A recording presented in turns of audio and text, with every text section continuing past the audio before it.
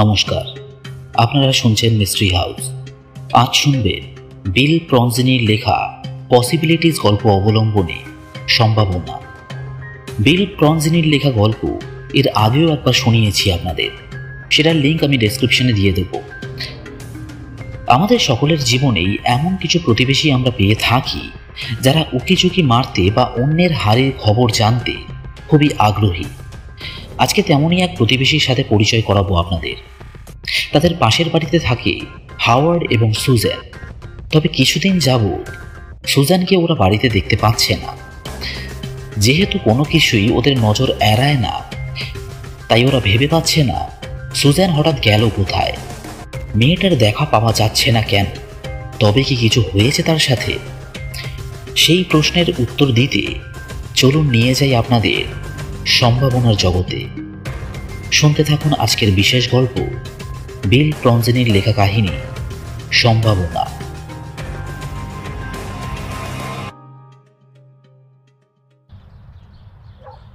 আমি বাড়ির পিছনের বাগানে গিয়েছিলাম, বোধহয় 2 মিনিট হয়েছিল। এই সময় চোখে পড়ল রজার টেলফোর্ডের মাথাটা উকি দিচ্ছে চৌহদ্দির ওপাশ থেকে। যদিও এতে অবাক হবার কিছুই ছিল না। আমাদের পাড়ায় যাই ঘটুক না কেন, সেটা রজার এবং তার স্ত্রী আইলিনের নজর এড়ায় না। তাদেরকে নাক গলানো প্রতিবেশী বলাটা বোধহয় কম হবে। তারা হলো প্রথম শ্রেণীর অনধিকার চর্চাকারী। সবসময় উকিঝুঁকি মারা, সন্দেহ করা, অভদ্রতা এবং প্রায় সময় অন্যদের বিরক্ত করা তাদের স্বভাব। মনে হলো যেন একটা ঘর ঘর ঘুতঘুত শব্দ শুনলাম, বলল সে। এটা বলো না যে সুজান তোমাকে একটা কুকুর নেওয়ার অনুমতি দিয়েছে। ঠিক আছে, নেব না, আমি বললাম। তো ওই কুকুরটা কি তোমার? ওটা কোনো সাধারণ কুকুর নয়, ওটা একটা রটউইলার মিক্স। পাশের ব্লকের লিন্ডারম্যানদের কুকুর ওটা। আচ্ছা, এই ভালো যে ওটা তোমার নয়। আইলিন আর আমি কুকুর পছন্দ করি না, বিশেষ করে এমন বড় সড়ো কুকুর তো একেবারেই না। এরা খুব নোংরা হয়, খোঁড়াখুড়ি করে চারদিকে আর সারাক্ষণ ঘেউ ঘেউ করে। জর্জ তেমন চেঁচায় না। জর্জ? তুমি ওর নাম জানলে কি করে? ওর কলারটাই লেখা আছে। ও, একটা কুকুরের জন্য নামটা খুবই বোকা বোকা। ও তোমার বাগানে কি করছে? এমনি এসেছে, আমি বললাম। আমাদের পিছনের বেড়ার দিকে একটা ফাঁক আছে, সেটা এখনো ঠিক করা হয়নি। কি চিবোচ্ছে বলো তো কুকুরটা? দেখে তো মনে হচ্ছে হাড়ই চেবোচ্ছে। বাবা, এত বড় হাড়! এত বড় হাড় আমি জীবনে দেখেছি বলে তো মনে হয় না। ও কি ওটা নিজের সাথেই এনেছে? না, আমি ওকে দিয়েছি।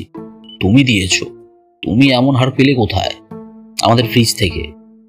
ওর মুখে ভাঁজ পড়ে, যেন কিছু চিন্তা করছে সে। রজার মনে করে সে একজন গভীর চিন্তাবিদ এবং তার স্ত্রীও ওকে তেমনটাই মনে করে। ওরা দুজনেই এক প্রকার লেখক। ও বই লেখে কিভাবে ঘর দুয়ার মেরামত করতে হয় সেটার উপর, এবং ওর বউ লেখে রান্না নিয়ে। দুজনে বাড়ি থেকেই কাজ করে, ফলে অন্যদের হাড়িতে নাক গলানোর অঢেল সময় রয়েছে ওদের। আর প্যাকেজটাও কি ওখান থেকেই বের করেছো? কোন প্যাকেজটা? ওই যে যেটা দুমড়ে মুষড়ে পড়েছিল তোমার ডাস্টবিনে। আমায় অবাক করলে রজার। সাধারণত তুমি ডাস্টবিনে উকি দেওয়ার তুলনায় লোকের কাজেই বেশি নাক গলাও। আমি নাক গলাচ্ছি না, সে বলল, যেন কথাটা গায়ে লেগেছে তার। সকালে যখন ময়লা ফেলতে বেরোই তখন দেখি প্রতিবেশী একটা কুকুর তোমার ডাস্টবিন থেকে ওটা বের করে এনেছে। আমি ওটা আবার জায়গায় রেখে দিই, এবং তাই আমি ওটা লক্ষ্য করেছিলাম। গল্প তো ভালোই বলো। তুমি এবার গল্প লেখাও শুরু করতে পারো। আমি কিন্তু মিথ্যে বলছি না। তো এতগুলো মাংস কেন ফেলে দিলে?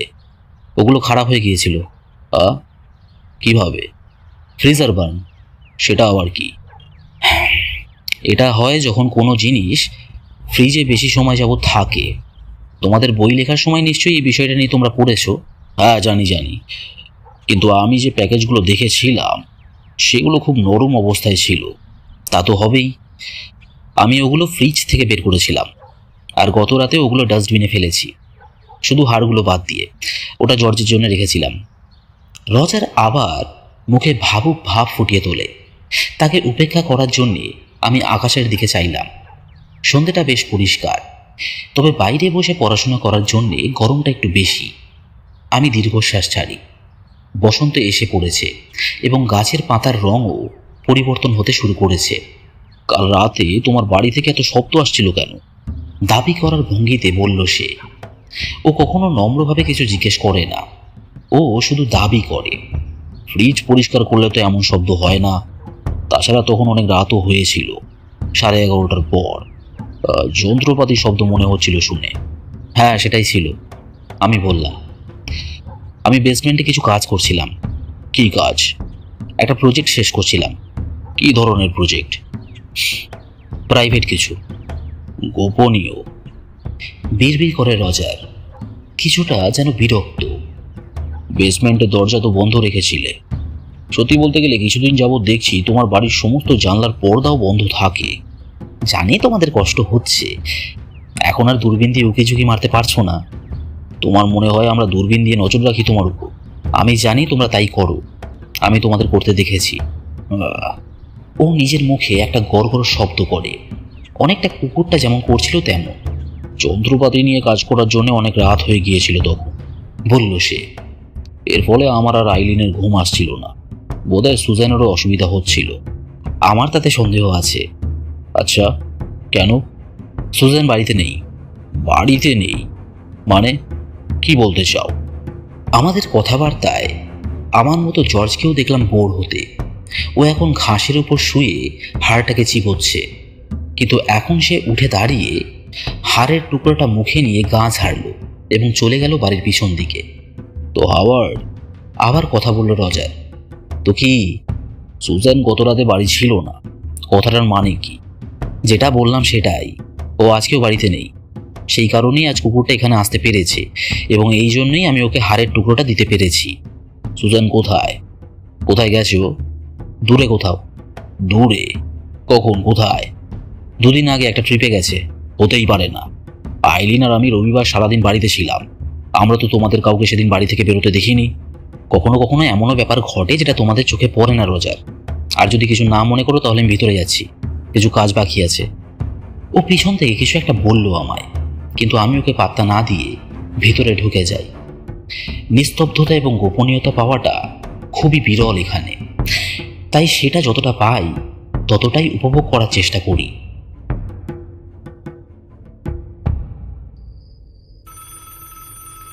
আমি তখন সুজানের আলমারি থেকে ওর জামা কাপড়গুলো ব্যাগে পুরছিলাম। এমন সময় ফোনটা বেজে ওঠে, আর অবশ্যই ওটা ছিল আইলিন টেলফোর্ড। হাওয়ার্ড, রহস্যময় কণ্ঠে বলল সে। সুজান কোথায়? সুজান এখানে নেই। আশা করি রজার তোমায় সেই কথাটা জানিয়ে দিয়েছে।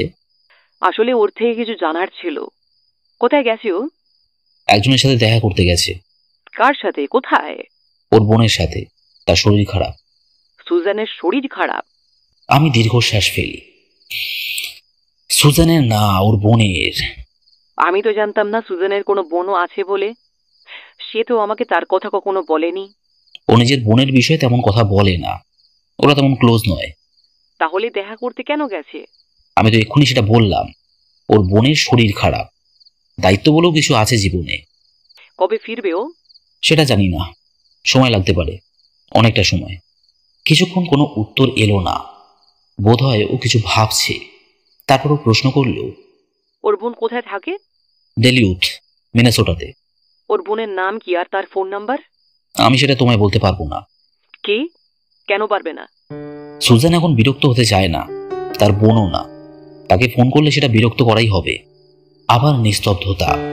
একটু পর আইলিন গম্ভীর কণ্ঠে বলল, হাওয়ার্ড, আমাকে বলতেই হচ্ছে যে আমি আর রজার খানিক চিন্তিত হয়ে পড়েছি।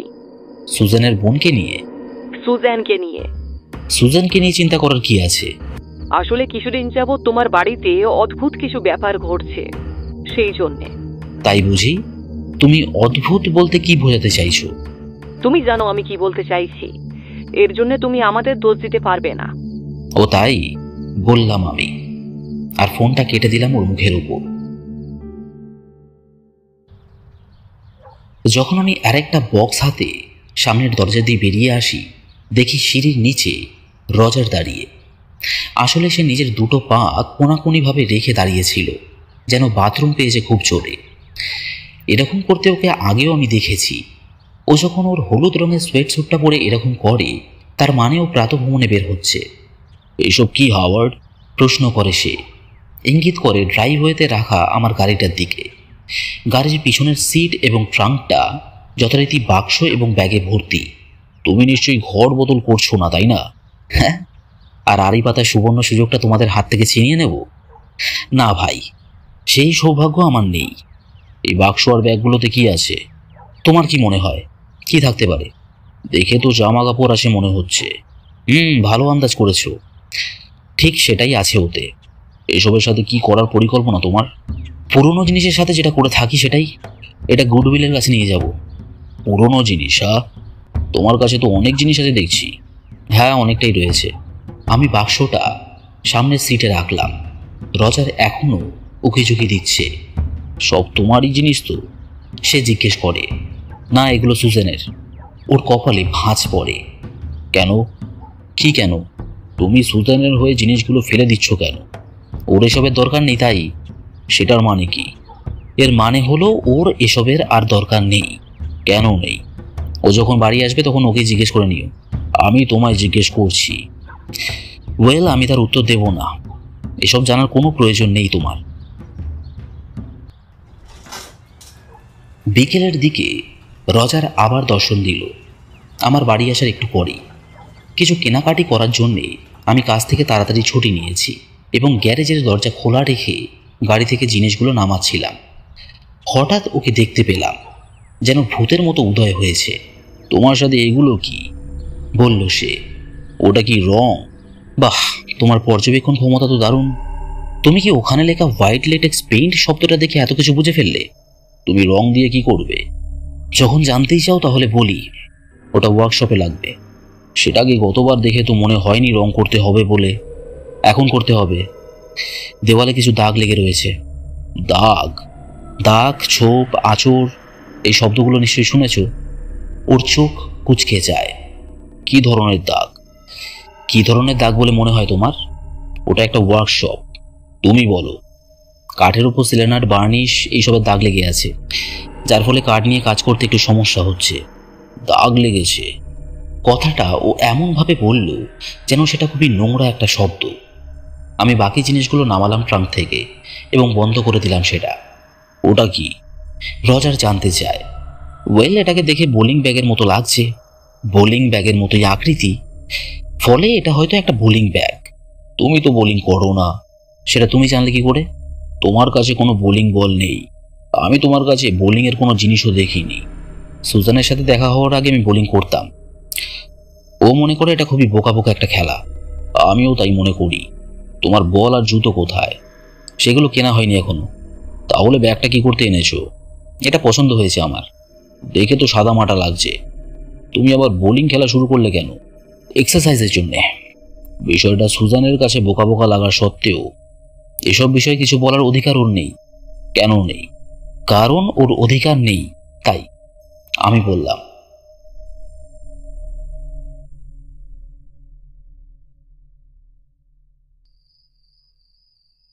মাঝরাত হবার খানিক পরে আমি লিভিং রুমের আলোগুলো নিভিয়ে দিই এবং জানলার পর্দা হালকা ফাঁক করে উকি দিই বাইরে। রজারের বাড়ির যতটা আমার চোখে পড়ছে দেখলাম সেটা পুরোপুরি অন্ধকার। আমার বানানো ছোট প্যাকেজটা তুলে নিয়ে আমি চলে গেলাম কিচেনে এবং তারপর পিছনের বাগানে। খুব নিস্তব্ধে কাজটা করলাম। খুব সাবধানে হেঁটে এগিয়ে গেলাম শেডের নিচে এবং কোদালটা হাতে তুলে নিলাম। সেটা নিয়ে চলে গেলাম গোলাপের বাগানে। সুজানের পছন্দের দুটো গোলাপের ঝোপ রয়েছে সেখানে, একটা সাদা এবং অন্যটা কমলা রঙের। তাদের মাঝে আমি গর্ত করতে শুরু করি এবং সাথে করে নিয়ে আসা প্যাকেজটা পুঁতে দিই। তারপর কোদালটা আবার জায়গা মতো রেখে চলে যাই ভিতরে। আমি ঠিক নিশ্চিত নই, কিন্তু যখন রজারের বাড়ির দিকে তাকালাম তখন যেন মনে হলো উপরের তলার জানলার সামনে থেকে কেউ সরে গেল।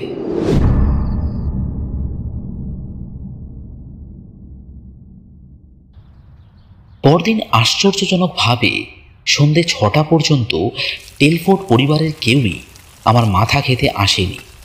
আমি তখন বাগানে জল দিচ্ছিলাম, এমন সময় সেখানে হাজির হলো আইলিন। প্রতিদিন সন্ধ্যের দিকে সে হাঁটতে বের হয়, ঠিক যেমনটা রজার সকালে করে থাকে। জগিং করতে করতে লোকের বাড়িতে আড়ি পাতা, একজন সকালে এবং অন্যজন সন্ধেবেলা।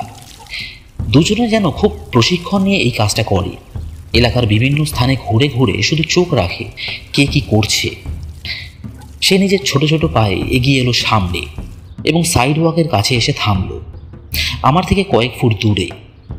রজার যদি শিকারি কুকুর হয় তাহলে আইলিন আমায় মনে করিয়ে দেয় শেয়ালের কথা, ছোটোখাটো এবং চতুর মস্তিষ্কের, যার লম্বা টিকালো নাকটা এমন এমন স্থানে ঢুকে পড়ে যেখানে তার যাওয়ার কথা নয়।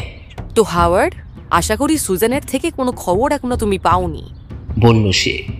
কিন্তু খবর তো পেয়েছি, গতকাল সে ফোন করেছিল। তাই নাকি?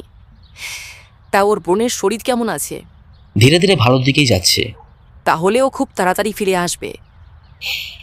বোধহয় না, আমি বললাম। তার নাকটা নড়ে ওঠে। কেন না? ওর বোনের শরীর তো ভালো হয়ে উঠেছে।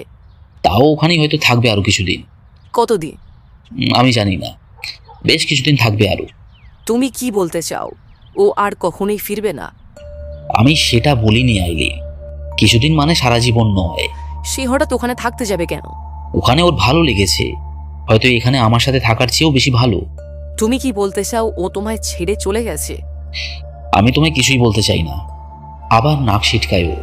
আমি একেবারেই বিশ্বাস করি না যে সুজান এভাবে একটা খামখেয়ালি মানুষের হাতে বাড়ি রেখে চলে যেতে পারে।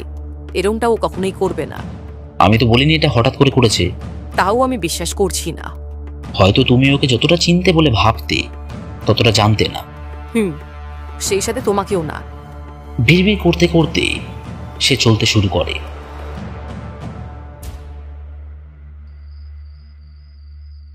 বাগানে জল দেওয়া শেষ করে আমি বারান্দায় গিয়ে বসি, কিন্তু সেই শান্তি বেশিক্ষণ স্থায়ী রইল না, কারণ দেখলাম রজার হেঁটে আসছে এই দিকে।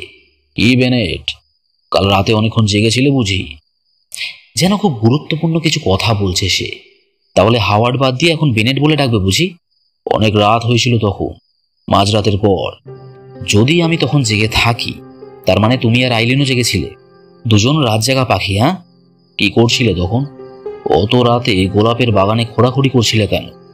আমার একটা ভুরু উঁচু হয়ে যায়। এখন কি দূরবীনও যথেষ্ট হচ্ছে না বুঝি? নাইট ভিশন ব্যবহার করা শুরু করেছো নাকি? তুমি আমার প্রশ্নের জবাব এখনো দাওনি। না, আর জবাব দেবেও না। আমি আমার জমিতে সকালে বা রাতে কি করব সেটা আমার ব্যাপার, অন্য কারো নয়। সে রাগত সুরে হুস হুস করে ওঠে। ভেবো না তুমি এসব করে পার পেয়ে যাবে। কিসের থেকে পার পেয়ে যাব? তুমি ভালো মতোই জানো আমি কি বলছি। এইভাবে হোক আর ওইভাবে হোক, আমরা এর শেষ দেখে ছাড়ব। ও তাই নাকি? আমি হাসি। ধাঁধা জিনিসটা আমার বেশ পছন্দ, মস্তিষ্ক ধারালো করতে কাজে আসে। ধাঁধা? হ্যাঁ, সব সূত্রগুলো এক জায়গায় জড়ো করে আসল সত্যিটা বের করা। তুমি কি বলছো আমি বুঝতে পারছি না। না, আমারও মনে হয় তুমি বুঝতে পারছো না।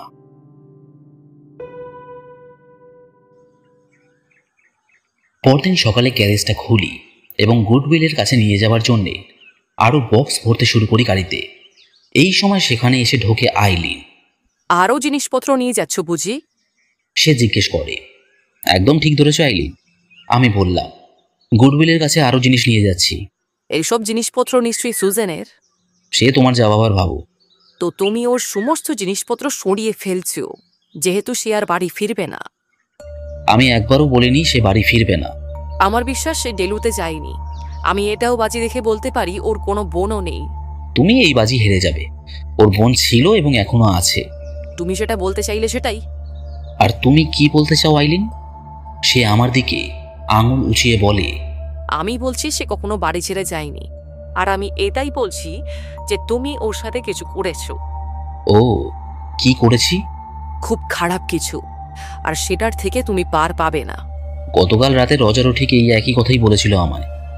আমি শেষ ব্যাগটা গাড়ির ট্রাঙ্কে রেখে দিলাম, শুধু বাকি রয়েছে বোলিং ব্যাগটা। আইলিনের নজর সেটাই যেতে চোখ বড় বড় হয়ে ওঠে, তার নাক কাঁপছে এবং দাঁত কর্মর করছে। ওর মধ্যে কি আছে? বলল সে। এটা একটা বোলিং ব্যাগ, তো এর মধ্যে বোলিং বল আছে। তুমি তো রজারকে বলেছিলে তোমার কাছে কোনো বোলিং বল নেই। তাই বুঝি? ও হয়তো কিছু ভুল শুনেছে। আমি ব্যাগের হাতলটা ধরে তুললাম সেটা। আইলিন চমকে পিছিয়ে যায়। ওটা ওটা দেখে ভেজা ভেজা মনে হচ্ছে। তুমি চোখে ভুল দেখছো। বলে আমি সেটা রেখে দিই ট্রাঙ্কের মধ্যে। সে আবার চমকে ওঠে। আবার কি হলো আমি জিজ্ঞেস করি। যখন তুমি ওটা রাখলে তখন ওটা দম করে শব্দ করেনি, পরিবর্তে কি? ভজ করে শব্দ হলো। বোলিং বল এমন শব্দ করে না আইলিন। আমি জানি আমি কি শুনেছি। সে পিছনে সরে যায়, হাত দুটো সামনের দিকে নিয়ে চলে আসে আত্মরক্ষার ভঙ্গিতে। তার মুখ এখন ফ্যাকাশে এবং আতঙ্কে চোখ দুটো বড় বড় হয়ে উঠেছে। এখন একটা বোলিং ব্যাগে আমি এমন কি রাখতে পারি যেটা থেকে ভজ করে শব্দ হবে? আমি বললাম। সে মুখ দিয়ে একটা অদ্ভুত রকমের শব্দ করে ছুটে পালায়।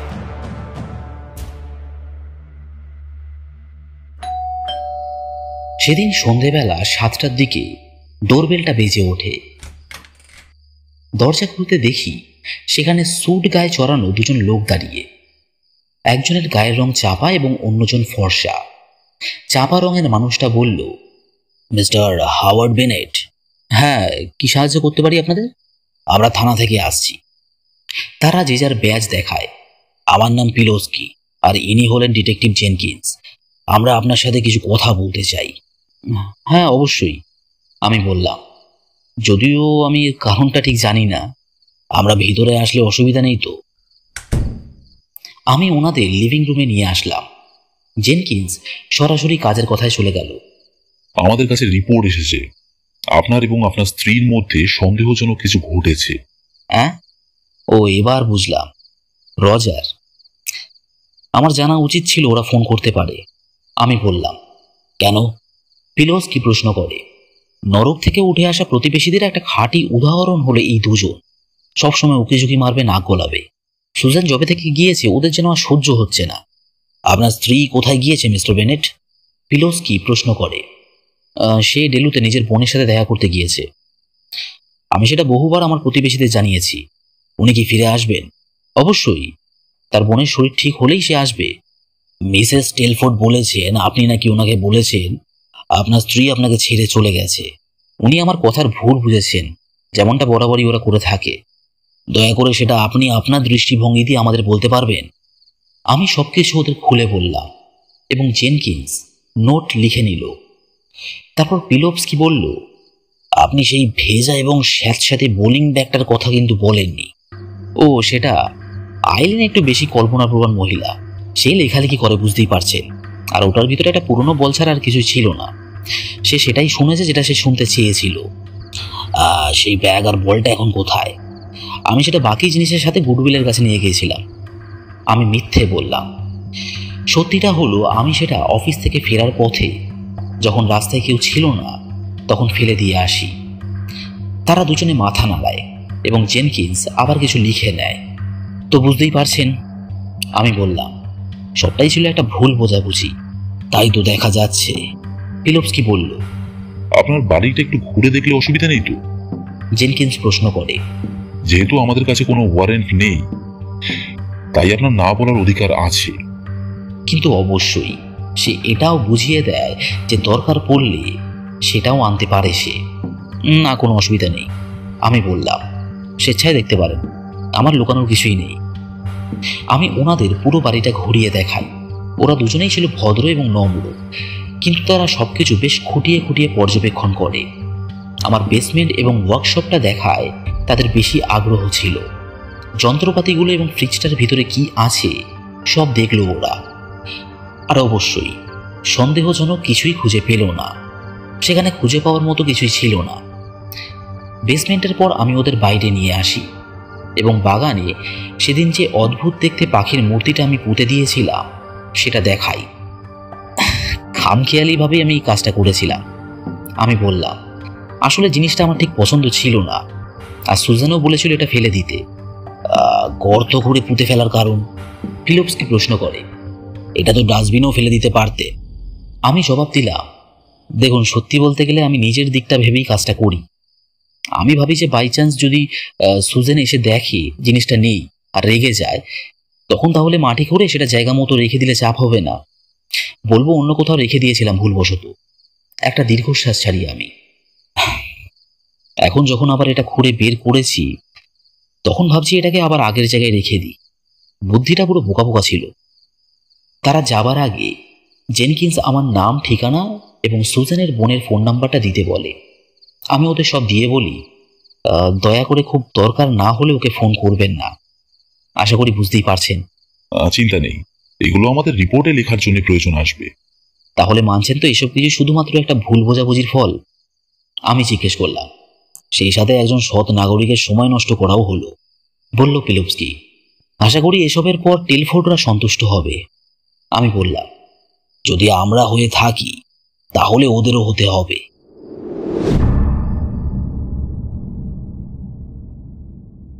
পরের দিন টেলফোর্ডদের কেউই আমায় বিরক্ত করতে এলো না, এমনকি তার পরের দিনও না। সত্যি বলতে গেলে তাদের আর দেখাই পেতাম না। কিন্তু আমি জানি তারা শুধু নিজেদের আচরণে খানিক পরিবর্তন এনেছে। ওরা যতক্ষণ না সুজানকে দেখতে পাচ্ছে ততক্ষণ শান্ত হবে না। নিজের চোখে ওরা ওকে হাসি খুশি অবস্থায় দেখতে চায়।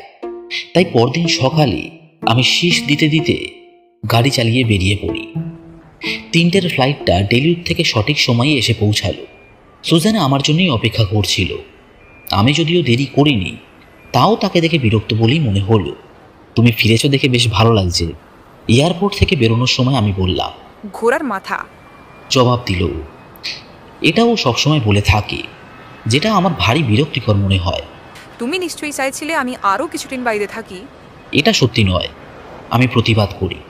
অবশ্যই সেটা, তবে তোমার ইচ্ছা পূরণ হতে পারে।